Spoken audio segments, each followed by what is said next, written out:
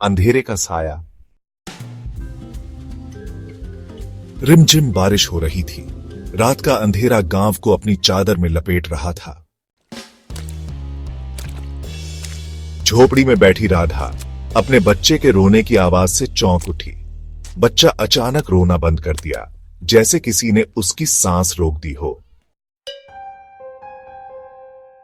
राधा डर के मारे उठी और झट से दीपक जलाया। कमरे में एक अजीब सी ठंडक फैली हुई थी। दीपक की रोशनी में उसने देखा कि बच्चे का चेहरा नीला पड़ गया है। वह उसे उठाने के लिए बढ़ी, लेकिन जैसे ही उसके हाथ बच्चे के पास गए, उसने एक ठंडी हवा महसूस की जो उसके हाथों को झुलसा रही थी। राधा ने पीछे मुड़कर देखा तो दरवाजे के पास एक लंबी काली छाया खड़ी थी। छाया धीरे धीरे उसके पास आ रही थी। उसकी आंखें चमक रही थीं, जैसे किसी जानवर की आंखें। राधा चीख उठी, लेकिन उसकी आवाज दबी सी रह गई। छाया ने अपना हाथ बढ़ाया और राधा को छू लिया। एक तेज दर्द ने उसे झकझोर दिया। उसकी आंखें बंद हो गईं और वह बेहोश हो गई।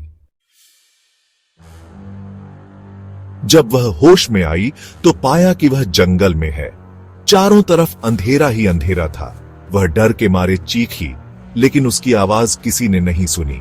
अचानक उसने कुछ आवाजें सुनी। वह आवाजें पास आ रही थीं। राधा डर के मारे जमीन पर बैठ गई। वह रोने लगी, लेकिन रोना भी बंद कर दिया, क्योंकि उसे लगा कि कोई उसे देख रहा है। फिर अचानक सब शांत हो गया। राधा ने सांस ली, लेकिन तभी उसने महसूस किया कि कोई उसे देख रहा है। वह धीरे से पीछे मुड़ी तो देखा कि उसके पीछे एक पेड़ पर एक जोड़ी चमकती हुई आंखें उसे देख रही हैं। राधा की चीख दब गई। वह जानती थी कि अब उसका अंत करीब है।